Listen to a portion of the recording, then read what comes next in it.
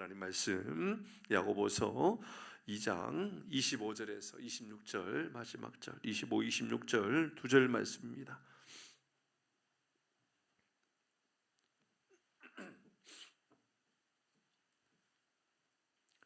우리 한 목소리로 같이 25절, 26절 말씀을 같이 한 목소리로 합니다. 같이 하겠습니다. 시작.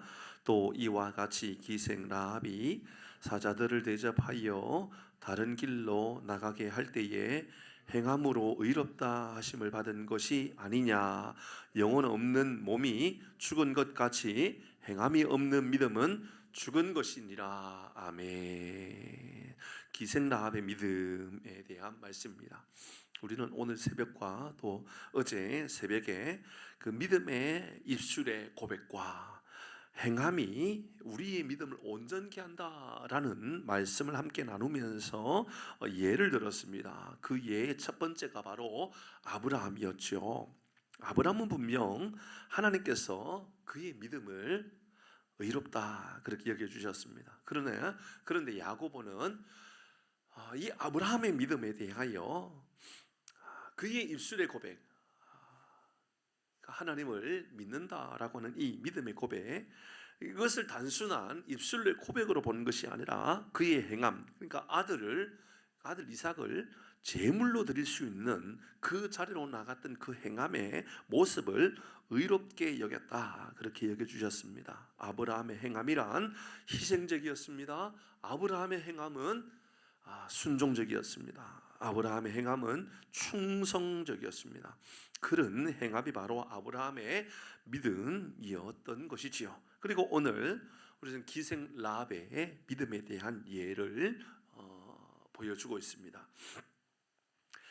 아브라함의 믿음의 예는 충분히 이해할 만한 사건입니다. 왜냐하면 창세기 15장의 말씀에서 분명히 아브라함이 하나님을 믿으니 하나님을 이를 의롭다 여겼다 그렇게 말씀했으니까 그렇게 여길 수가 있습니다. 근데 기생 라합은 조금 다르게 느껴집니다. 그런 기생입니다. 이 말씀을 우리가 이해하려면 여호수아 2장, 우리가 여호수아는 이미 올해 작년이었죠. 작년에 계속 수요일날 묵상했기 때문에 좀 자세히 말씀을 묵상했던 일이 있었기 때문에 기억하기가 쉬울 거라 생각합니다. 그 말씀을 오늘 우리가 조금 접하게 될 것입니다.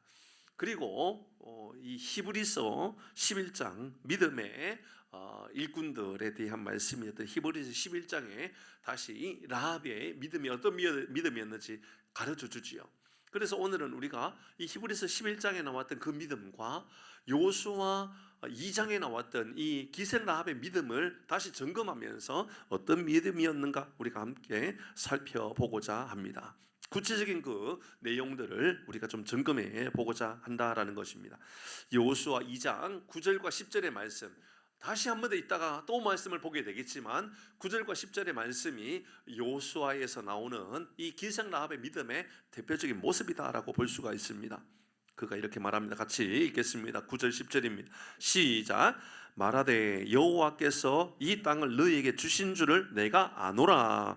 우리가 너희를 심히 두려워하고 이 땅 주민들이 다 너희 앞에서 간담이 농난이 10절입니다. 이는 너희가 애굽에서 나올 때에 여호와께서 너희 앞에서 홍해 물을 마르게 하신 일과 너희가 요단 저쪽에 있는 아모리 사람의 두 왕 시온과 옥에게 행한 일 곧 그들을 전멸시킨 일을 우리가 들었음이니라. 아멘. 기생 라합은 9절의 말씀에서 정탐꾼을 숨겨주는 그런 이야기들이 이제 오늘 이 여호수아 2장에서 우리가 알고 있죠. 알고 있는 말씀입니다. 이게 기생 라합은 이 가나안 땅에 들어올 때에 정탐꾼을 보냈을 때 그 정탐꾼을 숨겨주었던 일들에 대한 말씀이죠. 정탐꾼을 숨겨주었다라는 것은 그렇게 쉬운 일들이 아닙니다. 목숨을 건 일입니다. 만약에 정탐꾼을 그 땅의 정탐꾼을 숨겨주었다라는 것을 알게 되었을 때에 일로 인하여 목숨을 빼앗기는 것은 당연한 일입니다. 발각되면요 사형에 처해지게 될 것입니다. 쉽게 말해 국가 반역죄에 되는 것 아니겠습니까? 라합이 이런 믿음을 가진 이유가 바로 9절에 있는 이 말씀 때문이라고 합니다. 이는 하나님께서 이 땅을 너에게 주신 줄 내가 알고 있기 때문이다. 하나님께서 너희에게 이 땅을 주신 줄 내가 알고 있기 때문에 내가 그렇게 숨길 수 있다라고 한 것입니다. 기생 라합은 소문을 들었을 뿐입니다. 눈으로 직접 본 것도 아닙니다. 그런데 이런저런 사람들이 다니면서 이 여관에 머물면서 기생 라합에게 했던 그 말을 그냥 듣고 한쪽 귀로 흘러보낸 것이 아니라 마음에 새긴 겁니다. 풍문이 아니라 진리로 받아들인 것이죠. 이것이 바로 이 기생 라합의 믿음이었습니다. 대부분의 사람들은 허풍쟁이의 이야기들로 듣지 않겠습니까? 그냥 웃기는 이야기, 재밌는 이야기로 들을 수 있을 것입니다. 근데 그렇게 듣지 않은 것입니다. 가볍게 들은 것이 아닙니다. 재미로 들은 것도 아니요, 철학으로 들은 것도 아닙니다. 일에 대해서 다시 한 번 더 점검해 보도록 합니다. 이 기생 라합 아주 단순한 사건입니다. 이 히브리 사람들이 가나안 땅을 정탐하는데 정탐꾼을 숨겨준 겁니다. 숨겨준 이유는 이미 하나님께서 이스라엘 백성들을 저 애굽 땅에서 구해낼 때에 홍해를 마르게 하셔서 건너가게 하셨던 일들을 내가 이런저런 사람들을 통해서 들었다. 그리고 이 요단강 저편에서 너희들이 이미 들어올 때에 아모리의 모든 사람들을 너희들이 이겼다라는 것도 우리가 들었다. 그래서 우리는 하나님께서 이미 이 땅을 너희에게 주셨다라는 것을 우리가 믿음으로 확신한다. 이 믿음을 가졌다라는 겁니다. 이 믿음의 확신 때문에 우리는 당신을 숨겨줄 것이다. 만약 숨겼다라는 것을 들키면 우리는 다 죽는다. 하지만 죽음이 두려운 것이 아니다. 우리는 그 믿음을 가지고 당신을 숨겨주었다. 이렇게 말한 그 말씀입니다.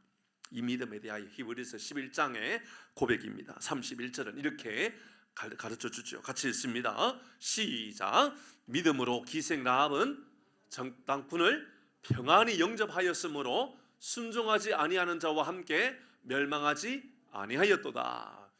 기생 라합은 바로 정탐꾼을 평안하게 영접해 주었습니다. 숨겨 주었던 것입니다. 이 믿음에 대하여 오늘 26절의 본문의 말씀은 이렇게 이야기한 겁니다. 기생 라합의 믿음에 대하여 영혼 없는 몸이 죽은 것 같이, 여러분 영혼이 없으면 몸이 죽은 것이다. 그러니까 육신은 아무런 이 영혼이 없다 그러면 육신은 아무런 의미가 없다 그렇게 말합니다. 그리고 행함이 없는 믿음이 죽은 것과 똑같다 그렇게 말합니다. 어떤 분이 이제 이런 이야기를 하시더군요. 미국에서 어떤 사업을 하시는 분이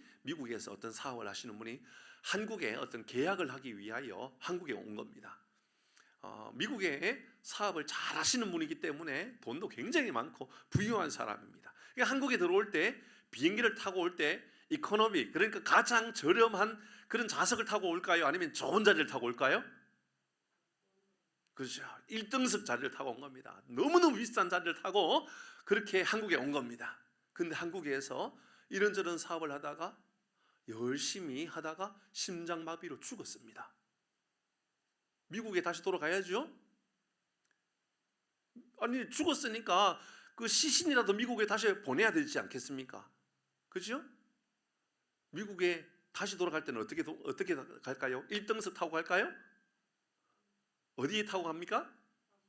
짐칸에 타고 갑니다. 짐칸. 왜 짐칸에 타고 갑니까? 죽었으니까요.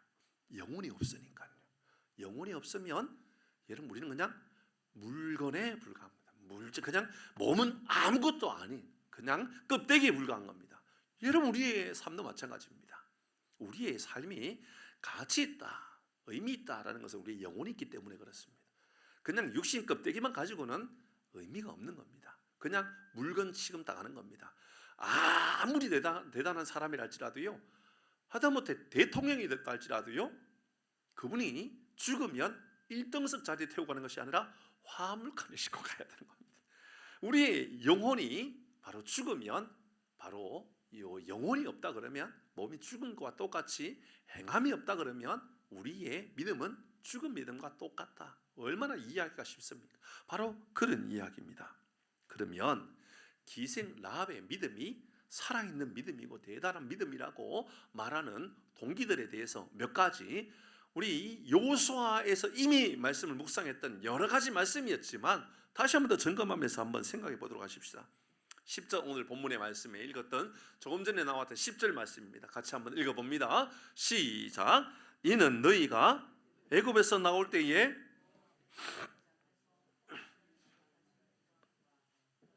너희가 요단 저쪽에 있는 아모리 사람의 두 왕 시온과 옥에게 행한 일, 곧 그들을 전멸시킨 일을 우리가 들었음이니라. 이런 들은 믿음을 고백하는, 들었습니다. 그죠?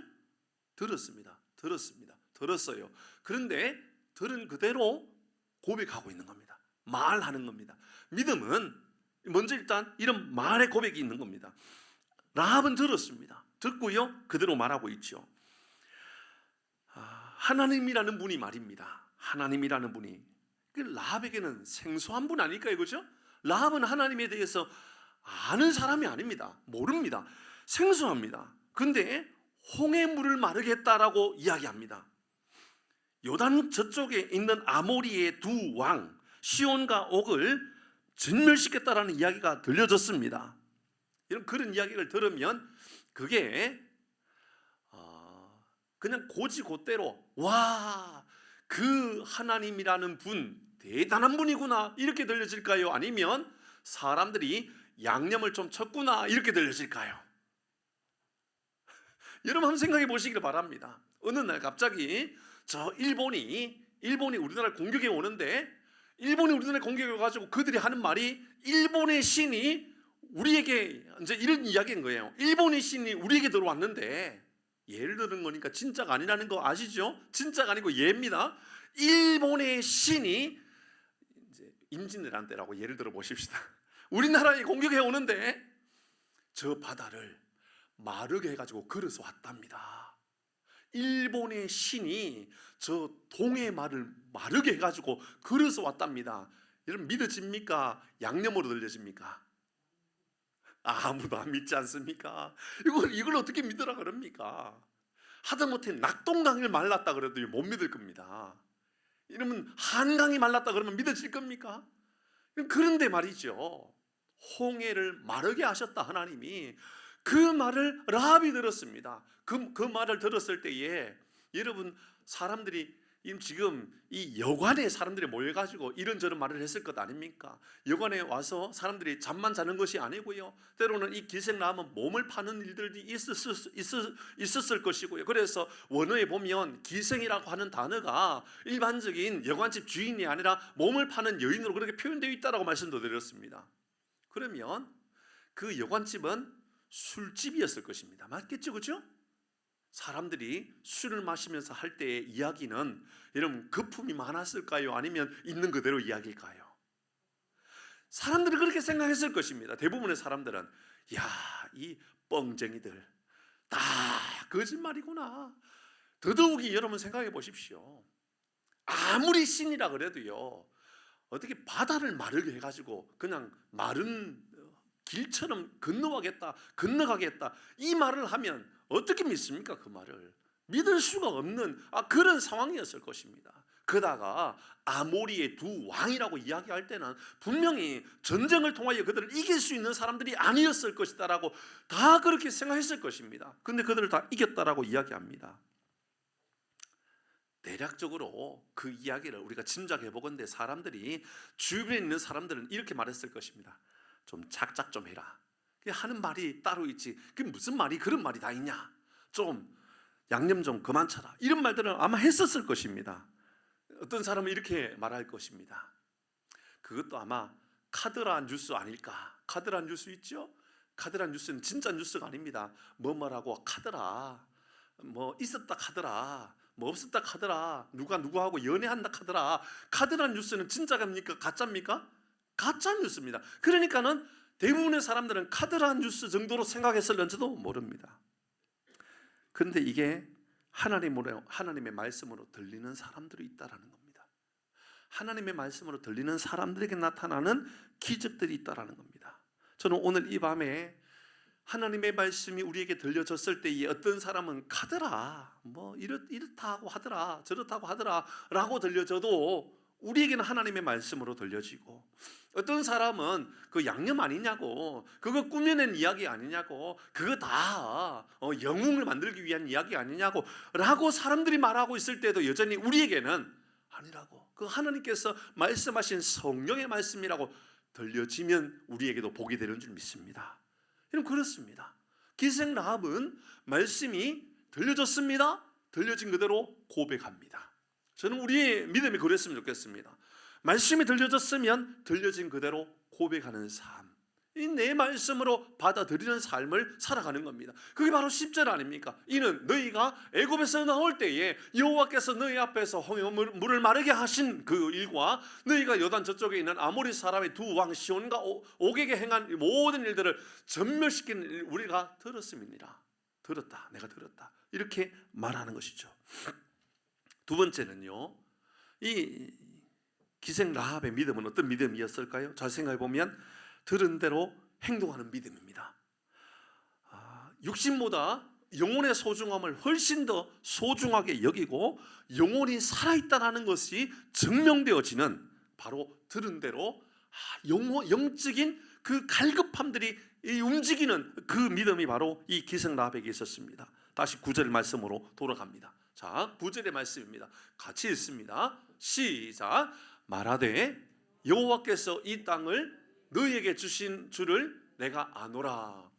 우리가 너희를 심히 두려워하고 이 땅 주민들이 다 너희 앞에서 간담이 농나니. 여러분, 이상한 말씀들이 몇 가지 보입니다.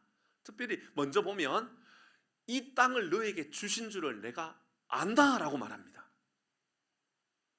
이 땅을 너희에게 주셨다라고 정탐하러 돌아온 사람들한테 하는 이야기가 이 땅을 너희에게 주신 줄을 안다.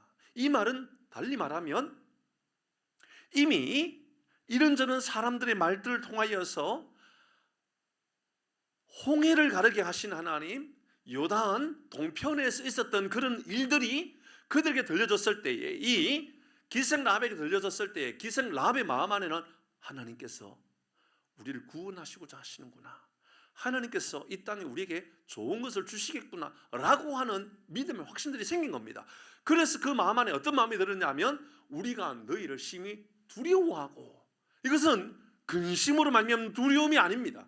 이 두려움은요, 내가 죽겠구나, 내가 죽음에 이르게 되었구나 라고 하는 두려움이 아닙니다. 여러분, 이 두려움은 이제 내 영혼이 새로워지겠구나, 내 삶이 완전히 변화되겠구나 라고 하는 그 두려움의 마음이 아닐까요? 그러면서 그는 이제 다 너희 앞에서 간담이 농나니. 이상하지요? 이미 이스라엘 백성들이 요단 건너 온 겁니까? 아니면 아직 정탐 중입니까? 정탐 중입니다. 간담이 녹을 일이 없지요. 지금 들어와가지고 전쟁하고 있는 것도 아닙니다. 그냥 이야기를 들었을 뿐이고 정탐 온 사람을 지금 몰래 들어온 사람들을 만났을 뿐입니다. 근데 간담이 녹습니다. 이것은 어쩌면 심장이 떨리는 표현이라 말할 수 있을 것입니다. 저는 이 말씀을 통하여서 제 마음 안에 이런 마음이 들었습니다. 다른 건 몰라도 바로 이 라합, 이 사람은 어떤 사람일까? 기생 라합, 이 사람은 많은 사람들이 육신의 삶을 살아가고 있을 때에 영적으로 깨어있는 삶을 이런 갈급해하고 있구나라는 것이 제 마음 안에 들어왔습니다. 어쩌면 기생 라합은 가장 큰 장점이 육신의 삶은 무너져 있겠죠. 술을 팔아야 하고 몸을 팔아야 하고 뭐 그런 완전히 무너진 그런 육신의 삶이었는지 모릅니다. 그렇지만 그에게는 아직까지 하나의 희망이 있습니다. 뭐죠? 영혼의 갈급함입니다. 내 영혼이 살아나야 되겠다라는 것이죠. 그래서 정탐꾼을 만났을 때에 그가 내가 안다. 뭘 압니까? 알기는 들었을 뿐인데 영적인 깨어있음이 그에게 있었으니 아는 겁니다. 말씀이요, 들려지는 것은요, 영적인 깨달음이 있는 사람, 아니 영적인 갈급함이 있는 사람은요, 하나님의 말씀이 들려졌을 때에 그게 하나님의 말씀이라고 알게 되는 것이지요. 바로 기생 라합의 가장 큰 장점은요, 지금 영혼이 살아있다라는 거죠. 육신은 죽어 있을지 모르지만, 육신은 죽음의 길을 향하여 가고 있을지 모르지만 영혼이 완전히 살아있음을 우리는 명확하게 알 수가 있습니다. 그러니까 그는 두려운 마음이 들었습니다. 그는 간담이 녹았습니다. 그래서 저는 그가 내가 안다, 내가 두려워한다, 간담이 녹는다, 이 말을 통하여 제 마음에 들어왔던 것은요, 그는 영혼이 살아있다라는 겁니다. 저는 우리 모든 교우들이 영혼이 살아있기를 바랍니다. 육신은 죽어가고 있어도요, 영혼이 살아있기를 바랍니다. 최근에 우리 사회의 큰 이슈, 제가 뭘 말할 건지 여러분 알고 계실 것 같습니다. 최근에 우리 사회의 큰 이슈가 되어서 점점 이슈가 더 큰 이슈가 되고 있는 두 가지 사건이 있죠. 하나는 배우 이선균 씨가 마약 투약 사건으로 지금 조사 중에 있다라는 겁니다. 그는 탑 배우에 들어가지 않습니까? 그래도 배우 가운데는, 지금 배우 가운데는 가장 잘 나가는 배우 중에 하나가 바로 이선균 씨입니다. 근데 그가 어떤 의사를 통하여서 마약을 받게 되었고, 그게 통로가 되어서 자기는 마약을 투약하는 사람이 되었다. 그런 뉴스가 지금 나오고 있습니다. 주변에 있는 또 다른 어떤 연예인들도 연루되어 있다라는 이야기들도 들려집니다. 앞으로 더 얼마나 커지는 뉴스가 될는지 모르겠습니다. 이선균 씨의 마약 투약 사건, 최근에 가장 알려져 있는 하나의 사건이고, 또 하나는 그렇습니다. 전 펜싱 국가대표 선수였던 남현희 감독입니다. 현재 감독 아닙니까? 펜싱 감독입니다. 남현희. 그가 지금 이 결혼 파트너하고의 어떤 문제로 인하여서 혼인을 빙자하는 사건으로 지금 굉장히 사회적 이슈가 크게 드러나고 있습니다. 이 혼인을 빙자했던 그 사람, 전청조 맞죠? 전청조 씨. 그 이야기들, 이런저런 뉴스를 보신 분들은 잘 알고 있겠지만, 저는 사실 좀 의아했습니다. 이해가 좀 잘 안 되는 부분이 너무 많습니다. 여러분 알고 계시겠죠? 이미 이 남현희 씨, 이 여성, 이 감독, 이 사람은 나이가 42살인가 43살인가 되어 있습니다. 40대 중반을 향해 가고 있고, 전청조 여성인데 남성 이 수술했다 그래가지고 나오는 그 사람은 28살, 15살이라 나이 차이 나는 이런 사람인데, 남현희 씨가 그렇게 넘어진 이유가 뭘까? 저는 아직까지 이해가 안 됩니다. 사실은 어떻게 그게 뭘 어떻게 이해해야 되나, 그런 생각밖에 들지 않습니다. 그러나 단 하나 이야기로는 CBS 기독교 방송 CBS에서 어떤 이 사건에 대한 이야기하면서 하는 이야기가 전청조 씨가 보여주었던 통장 잔액, 그거였답니다. 통장 잔액이 얼마 있었다 그러죠? 51조. 51조랍니다. 그러니까 우리나라의 그 이재용 삼성 회장이 10몇 조 가지고 있다든가요, 12조인가 얼마 가지고 있다는데, 그 사람이 우리나라의 두 번째 돈을 많이 가지고 있는 사람으로 되어 있는데, 지금 남현희 씨가 보여준 통장의 잔액은 51조로 보여줬다 그러죠. 물론 이제 다 가짜겠죠. 다 가짜로 보여집니다. 근데 저는 잘은 모르지만, 제가 이 남현희 씨는 잘 모릅니다만은, 남현희 씨의 원래 남편이 누구냐면 공효석 씨라고 하는 사이클 선수거든요. 사이클 선수. 제가 자전거를 타는 걸 좋아하다 보니까 공효석 씨는 제가 알거든요. 그러니까 공효석 씨가 원래 남편이에요. 올해 2023년 올해까지도 여전히 남현희의 남편은 공효석이에요.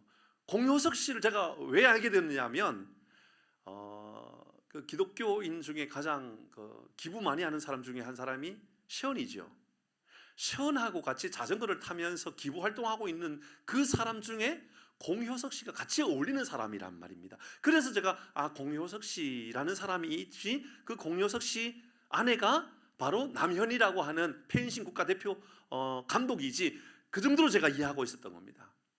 그러니까 이제 이 적어도 현 주변에 있는 사람들이 굉장히 좋은 사람이 많거든요. 혹시 뭐 진현태 씨 아십니까? 진현태 씨 영화 배우입니다. 진현태 씨도 같이 자전거 타고 어울리는 사람이고 몇몇 사람들이 있거든요. 그들 가운데는 신실한 믿음의 삶을 살아가는 사람들이 있단 말입니다. 지금 현뿐만 아니라 진현태 씨도 아주 믿음으로 신실한 삶을 살아가고 있는 그런 모습을 보여주고 있고, 같이 어울리고 있는 사람 중에 하나가 공효석 씨니까 그의 아내와의 관계도 굉장히 좋지 않을까, 제가 그런 생각에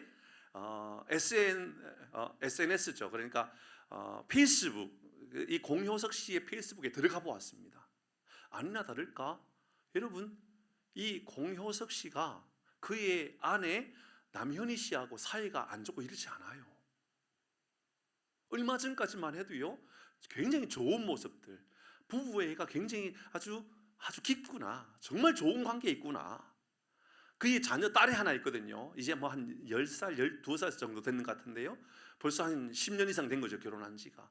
그렇게 살아오면서 그 딸도 펜싱을 하고 있거든요. 그러니까 12살 정도 된 아이, 이 펜싱을 하고 있는데 가족 관계가 너무 좋아가지고 이 세 명이서, 그러니까 딸하고 남편하고 아내 이 남현희 씨하고 같이 어울리면서 맛있는 음식도 먹으러 가고 여행도 다니고, 그렇게 좋은 관계를 이 페이스북을 통해서 보여주었단 말입니다. 그러니까 제가 볼 때는 뭐 전혀 문제될 만한 게 하나도 없어 보이는 그런 삶이었다라는 거죠. 그런데 남현희 씨가 이렇게 넘어졌습니다. 한 번에 그냥 쉽게 넘어져 버렸습니다. 왜요? 왜 넘어졌죠?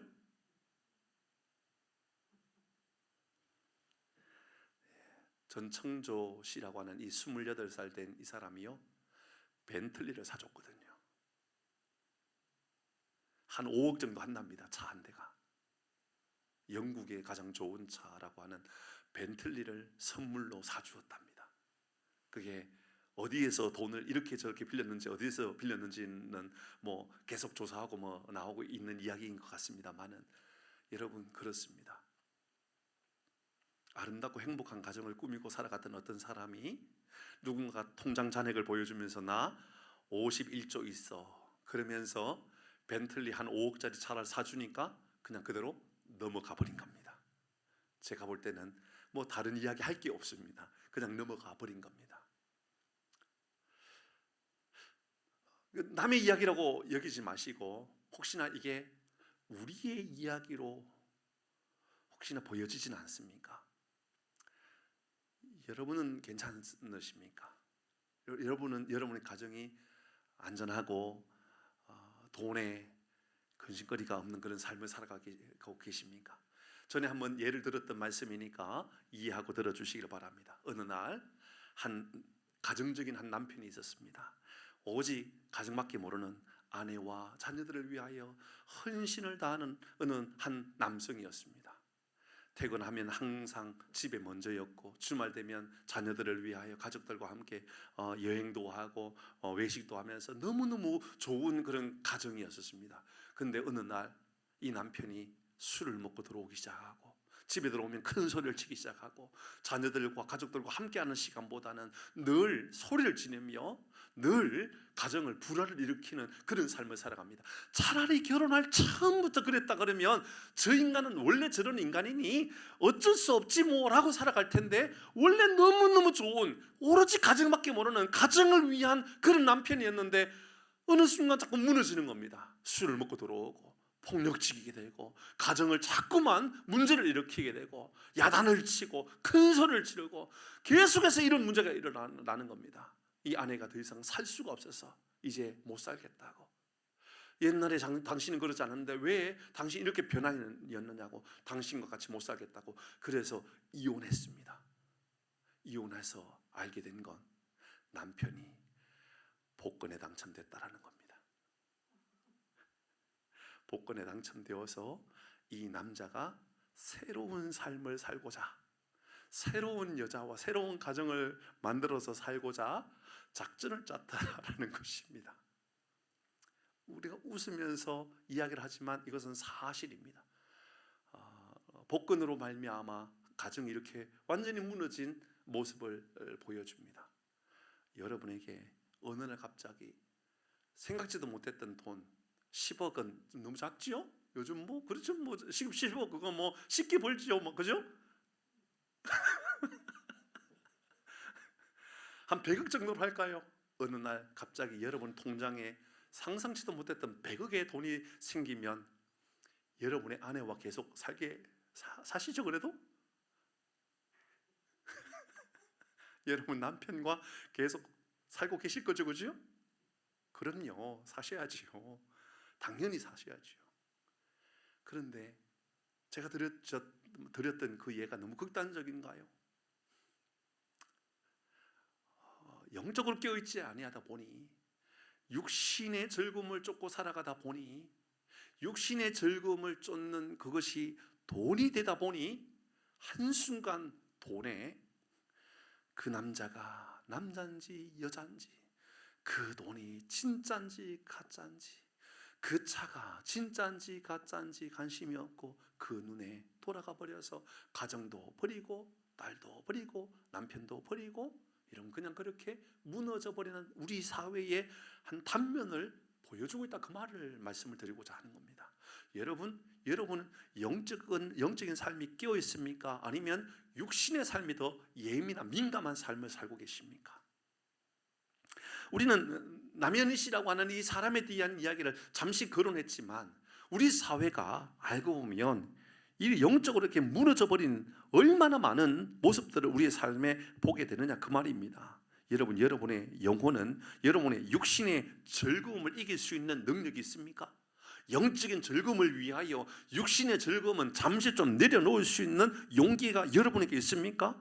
여러분, 기생 라합은 적어도 그의 삶이 술을 팔고 몸을 팔고 있는 기생이지만 그럼에도 불구하고 그에게는 한 가지 희망이 있었던 겁니다. 뭡니까? 영혼은 살아있다라는 거죠. 영적인 것에 대한 갈급함이 있었던 겁니다. 하나님이 우리를 구원해 주신다라고 하는 이 믿음의 고백을 가지고 있었던 겁니다. 그래서 그는 지금 당장 이 문제로 인하여 걸리면 내가 죽음에 이르게 되지만 그럼에도 불구하고 나는 하나님 앞에 서겠다라고, 하나님 자리에 나가겠다라고 그가 고백하고 있는 것입니다. 사랑하는 교회 여러분, 우리의 믿음이 살아있는 믿음이 되기를 바랍니다. 아멘. 아멘. 경제적으로 어려워도 영혼이 살아있기를 바랍니다. 희망이 있는 겁니다. 가정이 어려워도, 건강이 어려워도 영혼이 더 민감하게 반응하면 여전히 우리에게는 희망이 있는 줄 믿습니다. 아멘. 아멘. 아멘. 그게 바로 행동하는 믿음인 겁니다. 행동하는 믿음. 들은 대로 행동하는 믿음. 그게 가능한 이유는 바로 영혼이 더 소중하다, 영적인 소중함을 더 귀하게 여기는 삶을 살고 있다는 겁니다. 이쯤 되면 분명히 기생 라합은 하나님에 대한 분명한 믿음의 확신이 있고 확신을 가지고 행하고 있는 겁니다. 맞습니까? 맞죠? 그죠? 그러면 그에게 나의 인생의 도움도 그분에게 구하게 되는 거죠. 그래서 세 번째 기생 라합의 믿음은요, 믿고 행하고 그 다음에는요, 소원을 간구하는 믿음까지 그에게 있었던 겁니다. 그에게는 하나님 앞에 간구합니다. 하나님의 도우심을 내가 힘입으면 내 모든 문제는 해결된다라고 하는 분명한 고백이 있는 것이죠. 12절 말씀, 13절 말씀을 같이 한번 읽어볼까요? 여호수아 2장 12절 13절입니다. 같이 합니다. 시작. 그러므로 이제 청하노니 내가 너희를 선대하였은즉 너희도 내 아버지의 집을 선대하도록 여호와로 내게 맹세하고 내게 증표를 내라. 13절입니다. 시작. 그리고 나의 부모와 나의 남녀 형제와 그들에게 속한 모든 사람을 살려주어 우리 목숨을 죽으면서 건져내라. 여러분, 그는 이제 하나님의 은혜를 구하고 있는 겁니다. 하나님의 도우심을 간구하고 있는 겁니다. 그렇습니다. 믿음으로 말하고 믿음으로 행동했던 라합은 영적인 삶이 깨어있다 보니까 그는 이제 이렇게 간구하고 있습니다. 부모와 남녀 형제와 그에게 속한 모든 자녀들까지도 살려달라, 죽음에서 건져달라, 영혼을 구원해달라, 구해달라, 이렇게 말하고 있는 겁니다. 그렇습니다. 믿음으로 행동할 줄 알면 믿음으로 간구하게 되는 겁니다. 여러분, 하나님을 믿으시잖아요. 믿으면요, 그 다음은요, 믿음으로 하나님께 기도합니다. 어떤 기도를 하게 되죠? 하나님, 우리의 자녀를 살려 주옵소서 기도하게 되어 있다는 거죠. 나만 살리는 것이 아니라, 내 영혼만 살리는 것이 아니라 그분은 내 가정도 살리시는 하나님이라고 하는 분명한 사실이 그에게 있었던 것입니다. 그래서 기도는 자신의 가정을 구원하는, 그 구원의 문제까지도 하나님께 아뢰게 되는 이러한 기도로 그의 간구가 그렇게 나타나고 있다는 것이지요. 믿음으로 행동할 줄 알면 믿음으로 간구하게 되어 있는 겁니다. 왜 그렇습니까? 믿음이 있으니 하나님이 도와주신다, 하나님이 나를 살려주신다라고 하는 분명한 능력의 자리가 하나님께 있다라고 하는 확신이 있기 때문에 그렇습니다. 야고보서 5장 16절의 말씀을 보십시오. 이렇게 말씀하지 않습니까? 시작. 그러므로 너희 죄를 서로 고백하며 병이 낫기를 위하여 서로 기도하라. 그 다음입니다. 의인의 기도는 역사하는 힘이 큼이라. 이런 그렇습니다. 의인은 누굽니까? 믿음의 삶을 살아가는 믿음의 사람들의 간구는요, 역사하는 힘이 크다라고 성경이 우리에게 알려주고 있습니다. 그러니 야고보서 1장부터 5장 처음과 끝 마무리의 핵심은 여러분 믿음입니다. 믿음.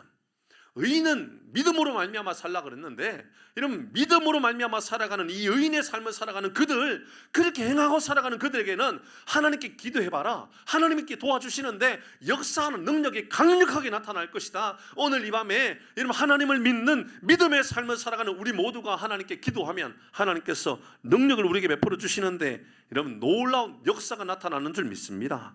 이런 그것이 오늘 우리에게 주시는 말씀입니다. 다시 여호수아 2장 21절 이런 말씀을 돌아보도록 합니다. 다시 한번 같이 읽습니다. 시작. 라합이 이르되 너희의 말대로 할 것이. 다시 합니다. 죄송합니다. 여호수아 2장 21절입니다. 자, 이렇게 말씀이 마무리되어집니다. 같이 합니다. 시작.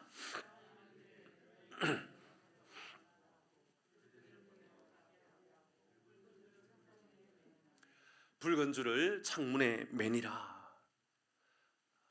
여러분 기억하십니까? 이 창문은 어떤 창문이었을까요? 이 창문을 통하여서 세상과 소통했던 창문 아닙니까? 기생 라합은 이 여관의 창문을 열어놓고 사람들에게 손짓하면서 와서 쉬었다가 가라고 했던 그 창문, 달리 말하면 내 생명줄을 연명해 주었던 그 창문 아닙니까? 저 창문을 열어놓고 이 집을 지금 여러분을 반겨주는 창문이라고 그렇게 말했던 그 창문이지요. 그곳에 붉은 줄을 매달아 놓습니다. 이것은 곧 십자가를 의미한다라고 말씀드렸죠. 그렇습니다. 이제 기생 라합은 그의 인생의 창문, 생명의 창문에 붉은 줄, 십자가의 줄을 매달아 놓고 바로 생명이 예수님께 있다라고, 영혼의 구원이 예수님께 있다라고 믿음으로 그렇게 결단하는 모습을 우리에게 보여주시는 것이지요. 말씀을 마무리합니다. 여러분 하나님의 말씀이 들려질 때, 하나님의 말씀이 들려지는 여러분에게는 그것이 종교적인 열심으로 받아들여지게 됩니까? 도덕적인 혹은 철학적인 결단으로 여러분의 삶을 이끌어가게 됩니까? 아니면 내 영혼을 살리는 말씀으로, 내 영혼의 소중한 은혜들을 채워주시는 말씀으로 우리의 마음에 다가옵니까? 오늘은 세 가지 말씀을 꼭 기억하시길 바랍니다. 들은 대로 고백하는 믿음, 들은 대로 받아들이는 믿음. 복잡하지 않아요. 단순합니다. 들었잖아요. 하나님의 말씀으로 듣고, 하나님의 말씀으로 들었다면 그게 내 입술의 고백으로 그대로 나타나는 겁니다. 두 번째는 들은 대로 행합니다. 들은 대로 행할 수 있는 것은 육신의 민감함보다 영혼의 민감함을 크게 나타내고 있다라고 말씀드렸습니다. 육신보다 영혼이 훨씬 더 강하게 작용되어지는 사람이라는 것이죠. 우리의 삶에도 좀 그랬으면 좋겠습니다. 육신의 배고픔보다 영혼의 배고픔을 위하여 더 은혜를 구할 줄 아는 삶을 살아가는 것이죠. 세상은요, 육신의 체험을 위하여 목숨을 바치게끔 만들어버립니다. 별짓을 다 해서라도요, 어떻게 해서라도요, 육신의 체험을 위해서 살아가게끔 만들어버립니다. 그런데 믿음의 사람들은 그렇게 사는 것이 아니라는 것이지요. 영혼의 체험을 위하여 수고하라는 겁니다. 세 번째는 믿고 행한다면 하나님께 이제는 도움을 구할 줄 아는, 소원을 아뢰 줄 아는 그런 기도의 삶을 살아가는 겁니다. 이로 인하여서 하나님께 생명이 있고, 하나님께 길이 있고, 하나님께 우리의 모든 인생의 문이 열려져 있음을 믿음으로 고백하여서 하나님께서 우리에게도 기적을 행해 주시는 놀라운 은혜를 경험하는 밤이 될 수 있기를 주의 이름으로 축복합니다. 아멘. 우리 같이